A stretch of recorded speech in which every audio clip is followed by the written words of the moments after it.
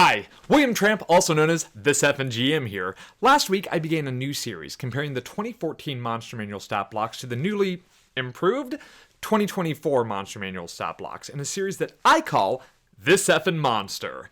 We are moving alphabetically through the monster manuals, so we began with the Aarakocra. Those were two pretty small stat blocks, and that video clocked in at about 9 minutes or so. Today, we have a much bigger, much more complicated stat block, an Eldritch Horror, arguably the most dangerous psychic fish in Dungeons & Dragons. This is a legendary boss monster with a long history in the game, and I have got a lot of things to say about it. So let's jump into talking about it. This week, This Effin Monster, the Aboleth. We're going to start with the basics. The Aboleth of 2014 and 2024 are similar in the base stat block, with its armor class, abilities, speed, skills, senses, and languages remaining the same.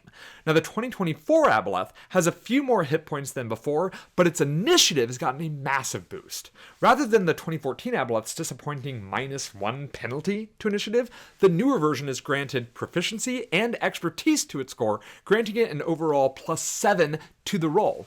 Now, the challenge rating of the current and the new are both at 10, but the new monster manual adds additional bonuses to monsters found in their lairs, and the new Aboleth includes a boost of 1,300 experience points when they are found in theirs. Now, the Aboleth's traits are where we start to see some of the major changes to the stat block. First off, the Aboleth has now been granted legendary resistances, which is great for any monster intended as a big bad evil guy.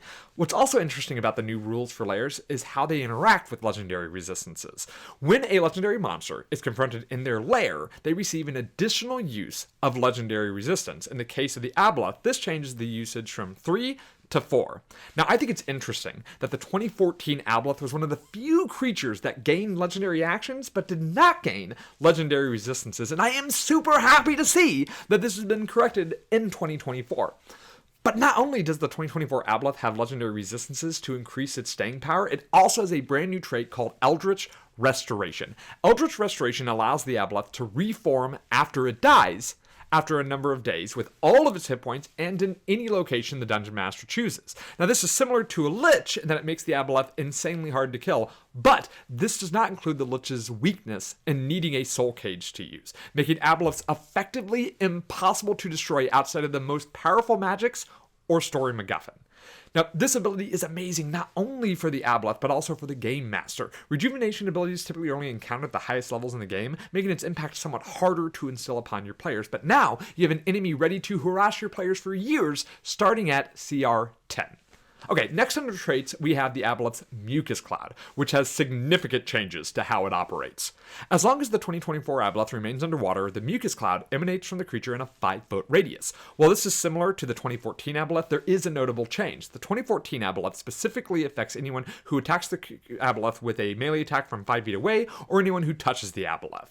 This change in the 2024 version means that any creature that uses a reach attack, even if bare-handed, will not be affected by the cloud. Now, while this may not be a large difference for most groups, this does open up some strategies that can be exploited for melee attackers like monks with reach.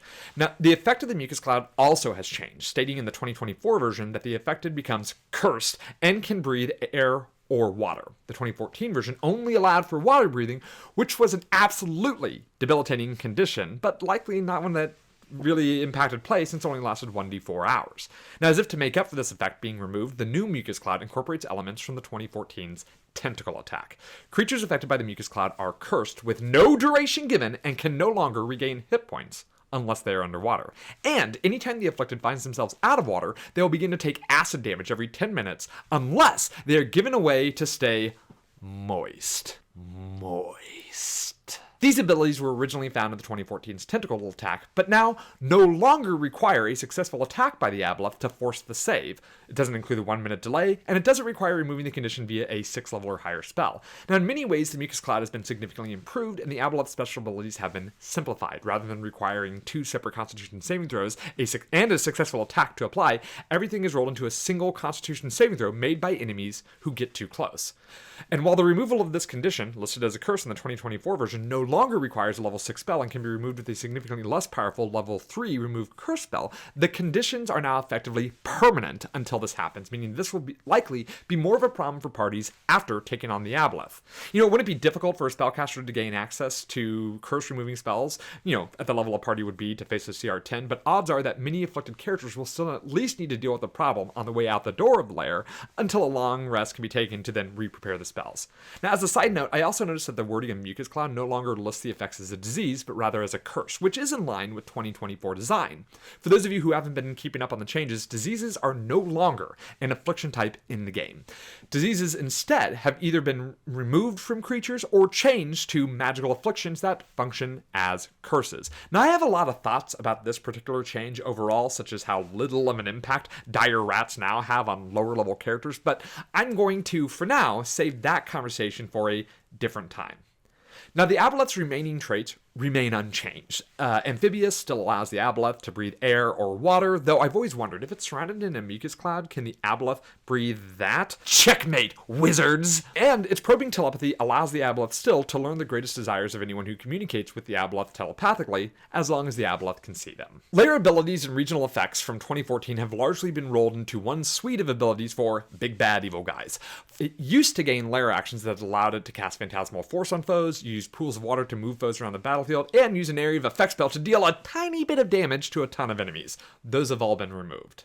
As for regional effects, the 2014 Aboleth's Lair would be covered in difficult terrain-generated slime, filled with fouled water that caused vomiting, and illusions of the Aboleth could be used to monitor and speak with characters in the area. The 2024 Aboleth removes the difficult terrain ability. It retains the fouled waters, but it actually tells us what it means to vomit. It gives you the poison condition. And the ability to create an illusion of itself has been updated to grant the Aboleth the ability to cast Project Image within the region. Now, this isn't a significant update to the Aboleth, but it does allow the creature to move its illusory double around, which can be used for some shenanigans by the creature. Now, the Aboleth's actions have been given a significant overhaul. First up is the Aboleth's multi-attack. In 2014, the Aboleth was granted 3 tentacle attacks. In 2024, the Aboleth instead only gains 2 tentacle attacks with multi-attack. But it also gets to add one of its 2 new action, the Consume Memories or the Dominate Mind abilities into that mix. We'll talk about that in a minute. Now, as for the creature's tentacle attack, I already mentioned that the 2014's disease ability has been rolled up in the 2024 versions. Now, the 2024 version instead gets a grab ability. They still have a +9 bonus to attack rolls. It still does about 12 average bludgeoning damage, but the reach of the tentacles have increased from 10 feet to 15 feet. Now, this grab ability adds to the Aboleth's suite of tools for sure, but I'm not quite sure how it's supposed to enhance the Aboleth tactics. You see, grappling in D&D 24 has been overhauled, in the player's handbook, which is great, but one item that the rules are murky on is if the ability allows a grabber with reach to pull grabbed creatures into melee range. Personally, I choose to interpret this as the intended ability, meaning that if my Aboleth grabbed an enemy, they'd be able to pull them into the mucus cloud. Otherwise, the Aboleth would need to use its speed, either whatever remains on its grabbing turn or some of its other turn, to bring that cloud into play. For most tables, I don't think this is going to be much of a problem. Now, the tail attack option of the 2014 Aboleth is no longer presented in the 2024 stat block, but that's fine, considering that the attack only really came into play during legendary actions, and those have been updated to be significantly more improved. Now, the Aboleth's signature Enslave ability, which allowed the Aboleth to charm and take over the actions of targets up to 3 times per day, has been changed to the Dominate Mind ability, with some interesting things added and taken away. Dominate Mind is only usable 2 times per day, and it only allows the Aboleth to take fine control of the target's actions while the target is within 60 feet. But it does not specify that the target is an ally of the Aboleth while the duration persists. Now, while this is likely the assumption of most tables, the charm condition in both 2014 and 2024 never explicitly stated that the charmed person becomes an ally to the charmer. Only that the inflictor gains benefits on social interaction tests, and that the charmed can't attack the charmer. Personally, I think that this domination within 60 feet ability is sort of a little bit small, but I do like the fact that it now gives more power to the player to take over the roleplay of being controlled by an eldritch horror, rather than the dungeon master having to effectively permanently play that PC until it's, taken care of. Removing the domination effect stays the same. If the target takes any damage, or if it spends 24 hours or more a mile away from the Aboleth, then it gets free. Now, some people might see these as a nerf to the Aboleth, but I think it's important to note that the Aboleth's action economy is now in its favor. It no longer requires an entire action to use its Dominate ability because it's rolled into the multi-attack. It's also important to note that the Aboleth still has psionic abilities they can use to take on unsuspecting players.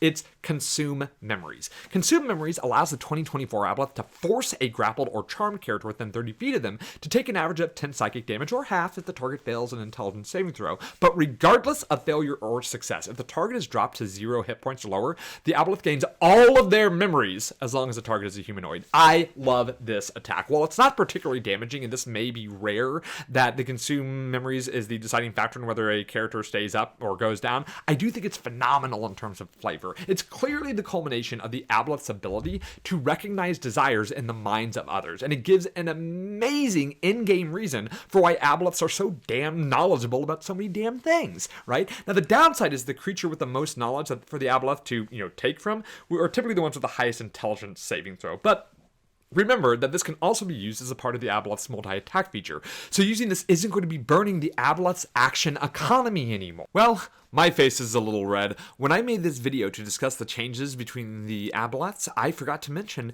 that the saving throws for almost all of its abilities across the board have been risen from a 14 to a 16. So the 2024 Aboleth is significantly more charming, I suppose. I thought I would toss that into this video just so, everyone would know that I did see the change and I acknowledge it. I just forgot to record talking about it. As with the 2014 version, the 2024 Aboleth comes stock with a suite of legendary actions that it can use outside of its turn. In 2014, the Aboleth was able to use its 3 legendary actions to either make a tail attack, a perception check, or burn 2 of those to use its Psychic Drain ability to deal some damage to a charmed target and regain some hit points. I never liked the Psychic Drain ability. The amount of damage and healing granted were rarely enough to justify using the 2 legendary actions, and it automatically gave the enslaved target the ability to save against the Aboleth's influence. In the 2024 version of the Aboleth gets 3 legendary actions as before, though if it's found in its lair, it gets 4 actions. The options for the 2024 Aboleth has been streamlined, granting it either a tentacle attack to be able to grab somebody, or allow it to use its new Psychic Drain ability. The new Psychic Drain legendary action, which costs only 1 action, allows the usage of its Consume Memories attack power, which can be used against a charmed or grappled target, and also heals the Aboleth for a small amount of hit points when used as a legendary action. While the healing is less now in the 2024 version than it was in the 2014 version, the Aboleth can use this up to 3 times as many times as the 2014 one could, resulting in a lot more healing and a lot more chances that the Aboleth will be able to swallow all those tasty memories. Okay, I want to talk a little bit about the math of comparing these two. Assuming optimal conditions, I always assumed the 2014 Aboleth would first attempt to use its enslave ability to take the action economy of its enemies and make it their own. But honestly, the 2014 Aboleth was sort of a mess. It clearly wants to create enslaved enemies and also cause horrifying transformations, but it had to make a choice between enslaving or attacking. Assuming it could enslave the targets, it wouldn't be until like round 4 until the Aboleth was truly able to start making tentacle attacks. And except for the, lucky few that it can make as an opportunity attack. And it had to rely on its legendary tail attack to deal damage of its own. Now, assuming this to be the case, it would be sort of impossible to figure out the average damage, as most of the damage it was expected to be doing would be based on other creatures' stat blocks. Now, in 2024, the Aboleth is not torn anymore between a direct assault and creating mind slaves, raising its damage capabilities significantly. So in addition to whatever its enslaved targets can do, the 2024 Aboleth will also be able to swing 2 times around with its tentacles, 5 if you account for legendary actions, and 6 if those actions are taken in its own lair. If an Aboleth's true goals are straight up killing an enemy, this is a potential for an average of up to 72 damage per turn. Now, of course, there's no guarantee that these attacks will all hit. Mathematically, that's similar to the 2014 version also, which would grant 3 tentacle attacks and 3 tail attacks for an average of up to 81 damage. But remember that the new Aboleth is not required to lose most of that damage potential to enslave a target, and I think this is fantastic. The Aboleth can come out swinging both physically and psychically, and that's the type of danger that I expect from a big, bad, evil, eldritch horror. Alright, how would I use them in battle? Being a Lair monster, I firmly believe that using the Aboleth effectively involves not only using it to the best of its ability after initiative is rolled, but also the moment the player characters step foot into its lair. Now, Aboleths would have a lair filled with enslaved creatures seeking to do its bidding, and the Aboleth itself would make ample use of its psionic projection ability to keep an eye out on the intruders and attempt them with their greatest desires. Now, of course, the Aboleth is not all-knowing, having no natural ability to detect intruders that enter their lair, but any creature serving the Aboleth that came across the player characters would absolutely let the Aboleth know telepathically as soon as it could. And that would be the point in which I believe the Aboleth would start projecting its image to the party. Now, when initiative is rolled, the Aboleth will absolutely fight on its own terms. Its lair will be underwater, playing to its strengths, and it will be loath to surface unless absolutely necessary for its current plans. With decent hit points and a moderate AC, as well as protective mucus layer, the Aboleth will likely keep a middle distance of about 40 to 55 feet away, allowing it to dart in, grab, using its superior swim speed to keep all but the grappled targets away from it, right? Now, the Aboleth is smart enough to understand the action economy of the world it lives in, and so it would seek to dominate the minds of any warrior or skirmisher type as soon as it can, using those characters' weapons attacks against their more mentally fortified teammates. So the Aboleth will likely use its tentacles prior to the incisive ability to make sure that none of its hits risk control. But once the Aboleth has exhausted its daily dominations, it will then spend the rest of its time trying to grab mentally free foes, and then retreat to a safer distance away, wail on that foe with its tentacles and its consume mind ability until it's no longer a threat, before moving back in to grab another. Its legendary actions will primarily be used to ensure that it grabs that target. Now, once grappled, it will then use its legendary Psychic Drain exclusively on the grappled targets, as the Aboleth knows the value of the charmed victims and wouldn't try to drain them and risk losing them. And then, it'll seek the information within its intended victim, right? Now, most importantly, the Aboleth would never run. Should the Aboleth retreat, its plans are going to fall apart just as quickly as it would if it died. So the Aboleth, and because the Aboleth effectively can't die, thanks Eldritch Restoration, it has no reason not to protect its interests until it perishes. Because in about 5 to 50 days, it can just start again. So, yeah, they're going to be dangerous. Okay, if I had the opportunity to make any change to the Aboleth stat block, it would be how project image works for it. Like, I understand that it can only work within a mile of its location, right? It's still a pretty decent sized lair, compared to the 500 miles that the spell usually can. But what I would grant the Aboleth the ability to do would be to change it from having to show its own image to instead being able to show the image of someone or something else. Because the thing about project image, when used in your lair, is you're basically telling whoever comes in, hey, I'm the big bad evil boss guy. I'm the one who's waiting for you at the end. And I think that the Aboleth would be better served by creatures unwittingly walking into its lair, and the players not be immediately told there's an Aboleth later, right? So I personally would make that change, but that's my own personal thing. Otherwise, I think the stat block is pretty solid. I think that this is a creature that's really going to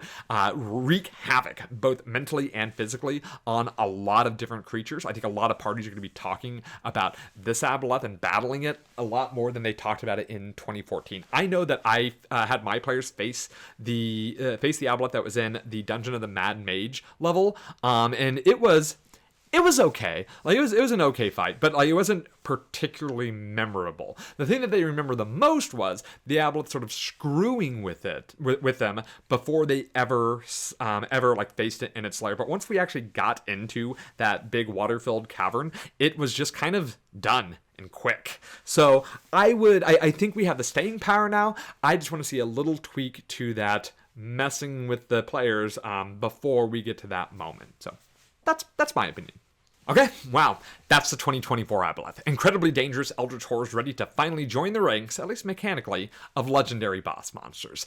I want to thank you for joining me on this comparison between the older stat block and the new. Next time, I plan on diving into the air elemental, a being of air from the inner planes.